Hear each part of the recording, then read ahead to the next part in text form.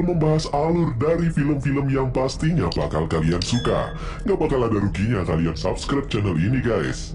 Setelah sebelumnya kita kelar membahas seri film Monsterverse, kali ini Loki film adaptasi Samurai X. Dan dimulai dari film pertamanya yang berjudul Rurouni Kenshin yang rilis pada tahun 2012 silam. Siapa sih yang nggak tahu manga dan anime terkenal yang berjudul Samurai X dan sempat menghiasi layar kaca tanah air. Film ini berkisah tentang perjuangan seorang mantan pembunuh berdarah dingin yang ingin gaya lebih baik dan berjanji tidak akan membunuh lagi. Film ini disutradarai oleh Keiichi Otomo dan dibintangi oleh Takeru Sato dan Emi Takei. Tidak usah berlama-lama lagi, di awal film kita melihat peristiwa peperangan Hoshin antara pasukan Tokugawa dengan para pemberontak Isshin Shishi karena perselisihan politik yang cukup panas waktu itu. Bukan Shinsengumi dari pihak Tokugawa yang dipimpin oleh Hajime Saito. Di situ terlihat Saito yang juga seorang samurai mencari seseorang yang dia membantai berdarah dingin. Kemudian terlihat pedang yang berlumuran darah dan dipegang oleh pemuda dengan bekas luka berbentuk X di pipinya. Tatapan pria itu semua musuh-musuh yang ada di depannya. Kecepatannya bagaikan angin yang berhembus. Tidak ada yang mampu menghalaunya menebas semua orang yang ada di depannya. Dan akhirnya dia terhadap kiri Batosai. Saito dan Batosai saling menatap. Lalu kemudian terdengar teriakan kemenangan dari jauh. Terlihat rombongan pasukan membawa sebuah panji Tokugawa dan menandakan dimulainya era baru. Sang Batosai yang menyadari sudah dimulainya era baru, kini dia terlihat lelah, berjalan menjauhi arena perang. Meskipun perang telah berakhir, Saito masih berniat untuk duel dengan Batosai. Karena jalan hidup seorang samurai adalah mereka hidup dan mati dengan pedang. Kemudian terlihat sang Batosai menghunuskan pedang ke tanah, yang berarti dia sudah lelah. Dia sudah tidak ingin bertarung lagi, dan berjalan menjauhi Saito. Dari perang tadi, terbangun di antara tumpukan mayat para samurai yang tewas di peperangan. Dia berjalan sempoyongan dan memegang sebuah pedang yang menancap. Seketika dia merasakan kepedihannya pedang yang telah merenggut ratusan nyawa. Pedang yang ditinggalkan sang Batosai si pembantai. 10 tahun berlalu, terlihat Admiral Aritomo Yamagata di Meiji, Jepang membuka perdagangan bebas dengan pihak luar negeri khususnya negara barat. Dia bertekad membuat pemerintahan baru Jepang maju dan berkembang. Seorang saudagar kaya yang bernama Kanryu. Dia memanggil beberapa orang, salah satunya seorang wanita yang bernama Megumi. Kanryu memuji mereka karena sudah. Kanryu kemudian menyuruh mereka pergi. Namun saat Megumi dan satu rekannya akan melewati pintu, pintu langsung ditutup oleh anak buah Kanryu. Di luar ruangan ternyata teman-teman Megumi dan Kanryu. Kanryu menyebutkan hanya butuh satu orang untuk membuat opium itu.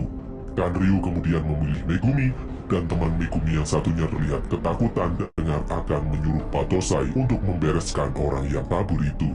Kemudian setting pindah di jalanan kota Edo. Terlihat Batosai berjalan di antara kerumunan dengan anak yang sedang berjalan sambil memegang sate bakso di tangannya. Perhatiannya teralihkan oleh pengumuman tentang teror Batosai si pembantai. Dia sendiri pun merasa kebingungan. Lalu di samping arahnya, menyebut dirinya mencari sang Batosai. Sang Batosai itu sendiri mengaku sebagai seorang samurai yang sedang mengembara. Wanita itu bernama Kaoru Kamiya. Kaoru kemudian penasaran dengan yang dibawanya memiliki sisi tajam yang terbalik di bagian dalam, berbeda dengan katana pada umumnya. Kaoru kemudian sadar bahwa susah membunuh orang dengan katana seperti itu. Pas untuk membersihkan diri dan pergi meninggalkan pria itu. Berpindah di kediaman Kanryu. Kini dia didatangi oleh Saito. Saito mencurigai Kanryu adalah dalang pembunuhan, namun ditolak oleh Saito. Kanryu memperlihatkan anak buahnya yang kebanyakan mantan samurai yang tidak mempunyai tujuan di era Meiji saat ini. Kanryu memperlakukan, namun dia tidak mempunyai bukti, jadi Saito tidak bisa menangkap Kanryu. Kanryu pun masuk ke dalam mansionnya. Di dalam, Kanryu dikabari kalau bisnis haramnya terbongkar. Dia pun memerintahkan salah satu anak buahnya, Jin-Ei, untuk mencari Megumi. Jin-Ei ini adalah orang yang di awal film tadi terbangun dan mengeluhan dengan atas nama Batosai adalah Jin-Ei ini.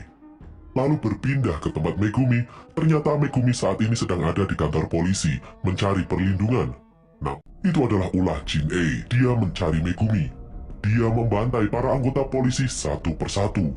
Megumi pun ketakutan dan berlari mencari tempat persembunyian.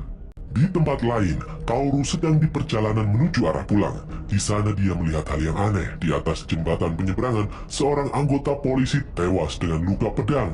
Jin-ei dari lembar pengumuman sebagai seorang batosai. Dia menantang Jin-ei dengan pedang kayunya. Jin-ei pun turun dan dengan mudah mampu menjatuhkan wanita itu. Saat muncul batosai asli dan menyelamatkan Kaoru, dengan cepat Jin-ei menyadari kalau pria ini adalah batosai si pembantai yang asli. Batosai asli kemudian mengajak Kaoru miliknya yang bernama Kamiya Kashinryu. Kaoru menjelaskan tadinya tempat itu ramai, namun semenjak orang yang mengaku bernama Batosai melakukan pembunuhan berantai, tempat memahami perasaan Kaoru dan kemudian beranjak pergi meninggalkannya. Keesokan harinya, Kaoru terlihat sedang bersih-bersih, ditemani murid satu-satunya yang bernama Yahiko. Dojo milik maksud membeli dojo itu, namun para preman itu bertindak tidak sopan dan merusak fasilitas yang ada. Saat sedang kacau, dari belakang datang sang batosai dan menghajar. Dengan kecepatan yang dimilikinya, dia mampu menghajar para preman itu sekaligus. Batosai menjelaskan aliran pedang sang batosai sendiri adalah Hiten Mitsurugi Ryu. Aliran termasuk Kaoru sadar kalau pria yang menolongnya adalah sang batosai asli yang sebenarnya. Kemudian datang rombongan polisi memeriksa keadaan. Sang batosai asli hanya dengan dojo milik Kaoru. Lalu polisi pun membawa sang batosai. Kaoru kemudian menghentikan langkah sang batosai. Kaoru ingin tahu nama asli sang batosai. Sang batosai putra. Polisi kemudian membawa Kenshin ke dalam penjara. Tak lama kemudian, Saito menemui Kenshin di dalam penjara. Dia mengajak Kenshin ke suatu tempat. Saito mengajak Kenshin menemui Admi. Sudah mencari Kenshin selama 10 tahun terakhir. Jadi Kenshin ini dulunya adalah pembunuh berdarah dingin yang mengabdi kepada Kaisar Jepang memperjuangkan era baru yang dulu dikuasai oleh para negara, yaitu banyak beredarnya opium di kalangan masyarakat. Saito menyebut kalau perdagangan opium ini mengancam kedaulatan negara. Yamagata meminta bantuan Kenshin, dengan itu pun menolaknya karena dia sudah tidak ingin membunuh lagi. Saito memeriksa pedang Kenshin yang aneh dengan bagian yang tajam di sisi baliknya. Saito menguji ke orang lain tanpa membunuh. Mereka berdua bertarung dan terluka terkena pedangnya sendiri. Yamagata akhirnya menghormati keputusan Kenshin yang sudah tidak ingin membunuh orang lagi. Kenshin pun lari ketakutan di tengah derasnya hujan di perjalanan bertemu dengan Yahiko, murid Kaoru satu-satunya. Kembali lagi di depan penjara kepolisian, Kenshin dijemput oleh Kaoru sebagai pembunuh bayaran. Namun Kaoru mengetahui niatan Kenshin untuk menghapus dalam-dalam masa lalunya. Kaoru tidak mempermasalahkan masa lalu Kenshin yang gelap. Kenshin kemudian dojo. Kaoru memperkenalkan Yahiko, satu-satunya murid di dojo miliknya kepada Kenshin. Kenshin mulai sekarang akan tinggal di dojo itu. Lalu tiba-tiba muncul wanita cantik dari dalam kamar, ternyata membawa Megumi ke dojo itu. Kaoru terlihat kaget. Megumi dengan genit berkenalan dengan Kenshin. Terlihat raut wajah cemburu di wajah Kaoru. Kaoru kemudian memberi Kenshin akan hal yang berbeda di dojo itu. Dia merasa diterima seperti berada di rumah. Hari berikutnya Kaoru mengajak Yahiko, Megumi dan Kenshin untuk makan malam di rumah makan sebagainya. Kemudian datang Kanryu, terlihat sedang mencari seseorang. Saat melihat Kenshin, Kanryu langsung menghampirinya. Dia mencoba mempekerjakan Kenshin sebagai anak buah. Kenshin menolaknya mentah-mentah, membuat Kanryu kesal. Lalu datang seorang pria yang bernama Sanosuke Sagara. Dia mengatakan bisa mengalahkan sang batosai dan dia menginginkan Kenshin untuk bertarung. Kenshin bersedia dan mengajaknya bertarung di luar. Sanosuke memperlihatkan pedang besar miliknya yang bernama Zanbato. Di dalam pertarungan terlihat rekan Sanosuke. Sampai Sanosuke capek sendiri dan dia kesal menyudahi pertarungan itu. Kenshin pun pergi meninggalkannya. Kanryu terlihat marah. Sementara itu di tempat lain, Jin-ei kembali berulah membantai polisi dan para preman yang menyerang dojo Kamiya milik Kaoru. Siang harinya Kenshin dan Kaoru melihat tempat pembantai itu mengatakan seharusnya Kenshin membunuh para preman yang mengacaukan dojo itu sebelumnya.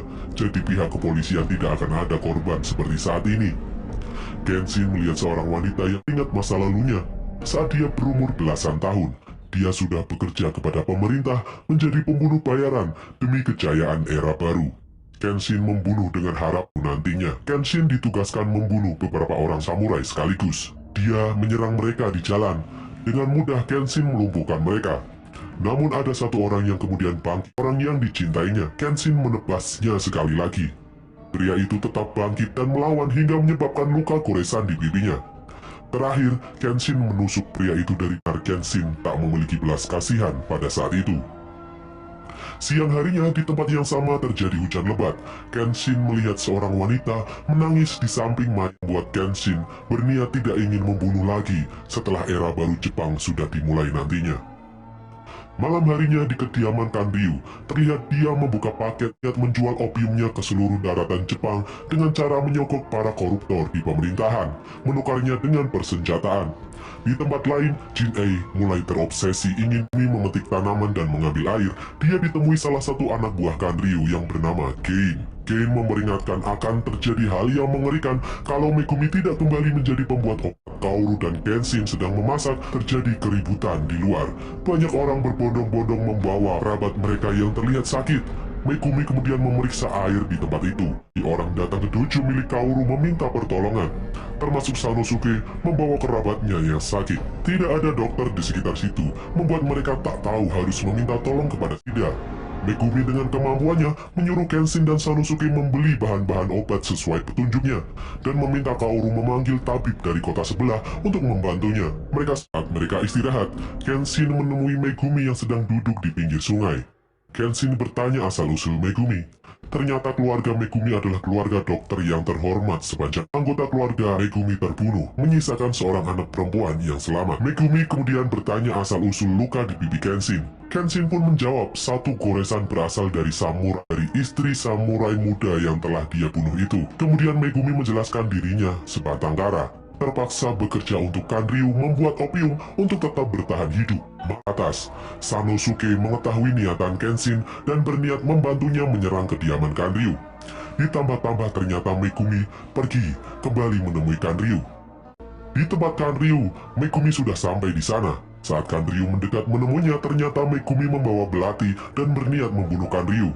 Namun aksi Megumi ini bisa dihentikan oleh dan di luar terdengar keributan. Itu adalah Kenshin dan Sanosuke yang menerobos masuk ke markas Kanryu.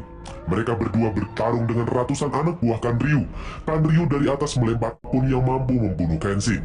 Namun tidak ada yang mampu menghalangi langkah Kenshin dan Sanosuke. Kenshin pun mampu melumpuhkan mereka semua dengan mudah. Kenshin dan Sanosuke pun memasuk satu anak buah Kanryu yang bernama Inui Banjin. Dengan kemampuan bertarung tangan kosong miliknya, Sanosuke kemudian melawan Inui 1 lawan 1, sama-sama bertarung menggunakan tangan kosong itu.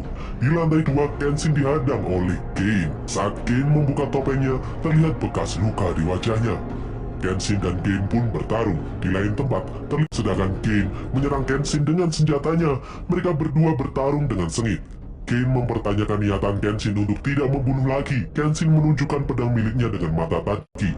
Dengan susah payah, akhirnya Sanosuke bisa mengalahkan Inui.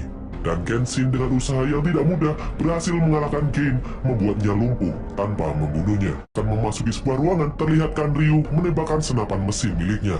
Lalu datang Saito di tempat itu untuk membantu. Setelah mengetahui kelemahan senjata milik Kanryu, Kenshin saat perhatiannya teralihkan, Saito kemudian muncul dan membantu melumpuhkan Kanryu. Saito kemudian menangkap Kanryu. Kenshin dan Sanosuke akhirnya dapat menemui Megumi dan diculik oleh Jin-ei. Jin-ei memancing Kenshin untuk bertarung dengannya.